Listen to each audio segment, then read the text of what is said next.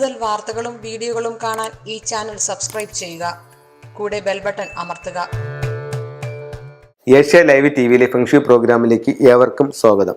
നമ്മൾ കൺസൾട്ടിങ്ങിന് ചെല്ലുമ്പോഴത്തേക്കും ഇപ്പോൾ ആൾക്കാർക്ക് പൊതുവേ ചോദിക്കുന്ന ഒരു ചോദ്യമാണ്, സാർ ഒരു ബെഡ്റൂം നമ്മൾ അല്ലെങ്കിൽ ഒരു പുതിയ വീട് വെക്കുമ്പോൾ നമുക്ക് ആ ബെഡ്റൂം നമുക്ക് എങ്ങനെ ക്രമീകരിക്കാം, ബെഡ്റൂമിനകത്ത് എന്തൊക്കെ കാര്യങ്ങൾ ശ്രദ്ധിക്കാം എന്നുള്ളത്. വളരെ നല്ല കാര്യമാണ്. കാരണം ഒരു ദിവസത്തെ മുഴുവൻ അധ്വാനവും കഴിഞ്ഞിട്ട് നമുക്ക് പിറ്റേ ദിവസത്തേക്കുള്ള എനർജി കിട്ടാനും അന്നത്തെ ഹീലിംഗ് നടക്കാനും ഒക്കെ ആയിട്ട് നമ്മൾ കിടന്നുറങ്ങുന്ന മുറിയാണ് നമ്മളുടെ ബെഡ്റൂം എന്ന് പറയുന്നത്. അപ്പം വാസ്തുവിൽ പറയുന്നത് ഒരു ഗൃഹം നിർമ്മിക്കുമ്പോൾ ആ ഗൃഹത്തിൻ്റെ തെക്ക് പടിഞ്ഞാറ് ഭാഗത്തുള്ള മുറിയെ പ്രധാന ബെഡ്റൂമായി ഉപയോഗിക്കാനായിട്ട് വാസ്തുവിൽ പറയുന്നുണ്ട്. അപ്പം നിങ്ങൾക്കും അതൊന്ന് ചൂസ് ചെയ്യാം. അപ്പം തെക്ക് പടിഞ്ഞാറ് ഭാഗത്തുള്ള മാസ്റ്റർ ബെഡ്റൂമായിട്ട് എടുക്കാം. അപ്പം അവിടെ ആ ഭാഗത്തുള്ള റൂം എടുത്തു, ആ റൂമിനകത്ത് നിങ്ങൾക്ക് കിടക്കാം. അതിൻ്റെ പുതിയ വീട് നിങ്ങൾ വെക്കാനായിട്ടാണെന്നുണ്ടെങ്കിൽ ആ റൂമിൻ്റെ വടക്ക് കിഴക്കിൻ്റെ കിഴക്കിൽ നിന്നോ വടക്ക് കിഴക്കിൻ്റെ വടക്കിൽ നിന്നോ ആയിരിക്കണം ആ ബെഡ്റൂമിലേക്കുള്ള എൻട്രൻസ്. വെച്ച വീടാണെങ്കിൽ അത് സാധിക്കില്ല, നിങ്ങൾ അതിനായിട്ട് പൊളിക്കാനും നിൽക്കേണ്ട കാര്യമില്ല. ഇതൊന്ന് ശ്രദ്ധിക്കാം. 2, വാസ്തുവിൽ പറയുന്നതെന്ന് പറഞ്ഞു കഴിഞ്ഞാൽ കിഴക്ക് അല്ലെങ്കിൽ തെക്ക് തല വെച്ച് കിടക്കാനാണ് വാസ്തുവിൽ പറയുന്നത്. വലത് വശം ചരിഞ്ഞെണീക്കാനാണ് വാസ്തുവിൽ പറയുന്നത്. അപ്പം ആ രീതിയിൽ നിങ്ങൾക്ക് ബെഡ് സെറ്റ് ചെയ്യാം. ഫെങ്ഷുയുടെ കാര്യങ്ങൾക്ക് ചെറിയ വ്യത്യാസങ്ങളുണ്ട്, അത് ഞാൻ പറയാം, അതും കൂടെ പറഞ്ഞു പോകാം.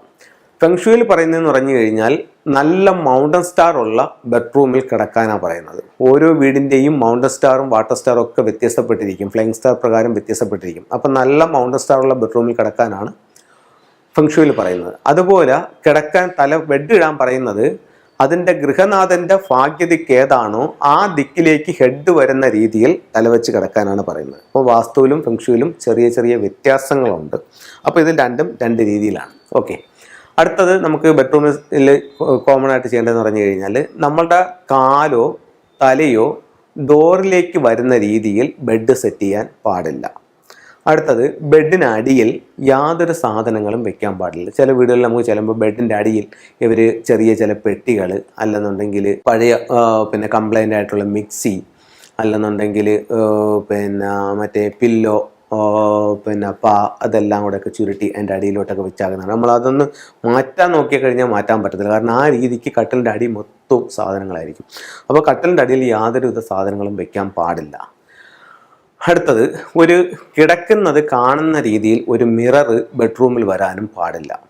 അടുത്തത്, ബെഡ്റൂമിൻ്റെ ഡോറിൽ നിന്നും ഉള്ളിലേക്ക് നോക്കുമ്പോൾ അതിൻ്റെ നേരെ ഓപ്പോസിറ്റ് ഒരു മിറർ വരാനും പാടില്ല. അടുത്തത്, അക്വേറിയമോ പ്ലാന്റുകളോ ബെഡ്റൂമിൽ പാടില്ല. അതുപോലെ തന്നെ വാട്ടർഫാൾസിൻ്റെ ചിത്രങ്ങളും ബെഡ്റൂമിൽ പാടില്ല.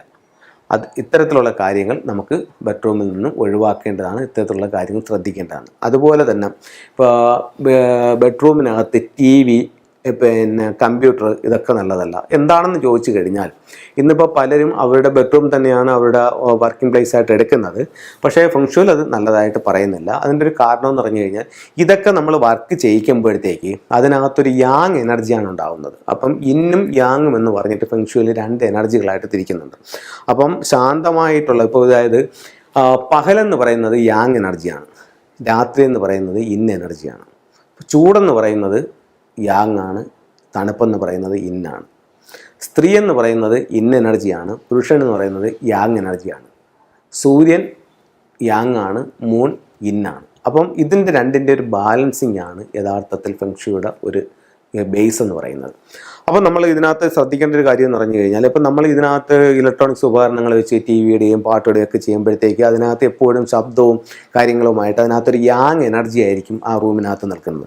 അപ്പോൾ രാത്രി നമ്മൾ ഉറങ്ങാനായിട്ട് ചെന്ന് കിടക്കുമ്പോഴത്തേക്ക് ആ ഒരു ഉറക്കം സ്മൂത്തായിട്ട് പോകത്തില്ല. കാരണം ഇൻ എനർജിയാണ് എപ്പോഴും ബെഡ്റൂമിൽ വേണ്ടത്. അതേസമയം ലിവിങ് ഏരിയയിലും മറ്റുമൊക്കെ യാങ് എനർജിയാണ് വേണ്ടത്. അപ്പോൾ ആ എനർജി നമ്മളൊന്ന് ശ്രദ്ധിക്കാം. അതുപോലെ തന്നെ ഈ ടോയ്ലറ്റിൻ്റെ ഡോറുകൾ എപ്പോഴും ക്ലോസ് ചെയ്തിടുക. അതുപോലെ നമുക്ക് ബെഡിൻ്റെ കാര്യം പറഞ്ഞു, ഹെഡിൻ്റെ കാര്യം പറഞ്ഞു. അതുപോലെ പിന്നെ നമുക്ക് അതിനകത്ത് ഉപയോഗിക്കാവുന്നതെന്ന് പറഞ്ഞു കഴിഞ്ഞാൽ ചില ഫെങ്ഷുയുടെ ചില സൗഭാഗ്യ ടൂളുകൾ ഉപയോഗിക്കാം. ഒന്ന്, ഒരു സൗത്ത് വെസ്റ്റിൽ ഒരു ജോഡി മണ്ടേരിയൻ ഡക്സ് ഉപയോഗിക്കാം. ഒരു ഇണത്താറാവുകളുടെ ഒരു പ്രതിമ തെക്ക് പടിഞ്ഞാറ് ഭാഗത്ത് വെക്കുന്നത് കപ്പിൾസിൻ്റെ ഐക്യത്തിന് വളരെ നല്ലതായിട്ട് കണക്കാക്കുന്നുണ്ട്. അതുപോലെ തന്നെ നമുക്ക് ഇത്തരത്തിലുള്ള ഒരു ഡബിൾ ഹാപ്പിനെസ് എന്ന് പറഞ്ഞിട്ടുള്ളൊരു സിമ്പലുണ്ട്. ഇത് ഭാര്യ ഭർത്താവ് തങ്ങളുടെ നല്ല സ്നേഹം, നല്ല സന്തോഷം, ആ ഒരു റൂമിൽ സന്തോഷം നിലനിൽക്കാനായിട്ട് ഈ ഒരു സിമ്പിൾ നമുക്ക് ഉപയോഗിക്കാവുന്നതാണ്. ഡബിൾ ഹാപ്പിനെസ് എന്നാണ് ഇതിൻ്റെ പേര്. അതുപോലെ തന്നെ ഭാര്യയും ഭർത്താവും തങ്ങളിൽ ഒരു ഐക്യവും പരസ്പര സ്നേഹവും ഒക്കെ നിലനിൽക്കാൻ വേണ്ടിയിട്ട് ഇത്തരത്തിലുള്ള മിസ്റ്റിക് നോട്ടിൻ്റെ സിമ്പിൾ ഉപയോഗിക്കാവുന്നതാണ്. അതുപോലെ ബെഡിനടിയിലും ഇത്തരത്തിലുള്ള മിസ്റ്റിക് നോട്ടിൻ്റെ സിമ്പിളുകൾ ഇട്ടിട്ട് കിടക്കുന്നതും സ്നേഹം കിട്ടാനായിട്ട് നല്ലതാണ്. അപ്പം ഇത്തരത്തിലുള്ള സൗഭാഗ്യ സിമ്പിളുകൾ ഉപയോഗിക്കാം. അതുപോലെ നമുക്ക് അതിനകത്ത് ഉപയോഗിക്കാവുന്ന വളരെ പ്രധാനമായിട്ടുള്ള മറ്റൊന്ന് പറഞ്ഞു കഴിഞ്ഞാൽ, ഇത് അമത്തിസ്റ്റ് എന്ന് പറഞ്ഞ സ്റ്റോണിൻ്റെ മുത്തുകളാണ്. അതായത് നാച്ചുറൽ ആയിട്ടുള്ള സ്റ്റോൺ അത് അവർ മുത്ത് ഷേപ്പിൽ എടുത്തിരിക്കുന്നതാണ്. ഇതിൻ്റെ റോക്ക് കിട്ടും. അതുപോലെ തന്നെ ഈ വൈറ്റിൻ്റെയും റോക്ക് നമുക്ക് വാങ്ങിക്കാനായിട്ട് കിട്ടും, ക്ലസ്റ്റർ വാങ്ങിക്കാൻ കിട്ടും. അപ്പം ഇത്തരത്തിലുള്ള റോക്ക് വാങ്ങിച്ചിട്ട് ബെഡ്റൂമിൻ്റെ സൗത്ത് വെസ്റ്റ് കോർണറിൽ വെക്കുന്നത് അതിനകത്തേക്ക് വരുന്ന നെഗറ്റീവായിട്ട് ഊർജ്ജത്തെ ഇത് വലിച്ചെടുക്കുകയും അതിനെ വിഘടിപ്പിച്ച് പോസിറ്റീവ് എനർജിയായി നമ്മുടെ റൂമിലേക്ക് സ്പ്രെഡ് ചെയ്യാനും ഇത്തരത്തിലുള്ള സ്റ്റോണുകൾക്ക് സാധിക്കും. ഇപ്പോൾ ഒരു ബെഡ്റൂം നിങ്ങൾക്ക് എങ്ങനെ സെറ്റ് ചെയ്യണമെന്ന് മനസ്സിലായി കാണുമെന്ന് പ്രതീക്ഷിക്കുന്നു. അടുത്തത് നമുക്ക് ചില ടൂളുകളിലേക്ക് പോകാം. നിങ്ങളുടെ സമ്പത്തിൽ തന്നെ നമുക്ക് തുടങ്ങാം. അപ്പോൾ ഇത്തരത്തിലുള്ള ഇൻഗോട്ടിൻ്റെ സിമ്പിൾസ് നിങ്ങളുടെ ബെഡ്റൂമിൻ്റെ സൗത്ത് വെസ്റ്റ് നിങ്ങൾ ഒരു അലമാര സൂക്ഷിക്കുക. ആ അലമാരയ്ക്കകത്ത് നിങ്ങൾ വെക്കുക. നിങ്ങളിലേക്ക് വെൽത്ത് ഉണ്ടാവാനായിട്ട് ഇത് വളരെ നല്ലൊരു സിമ്പിളായിട്ട് കണക്കാക്കുന്നുണ്ട്.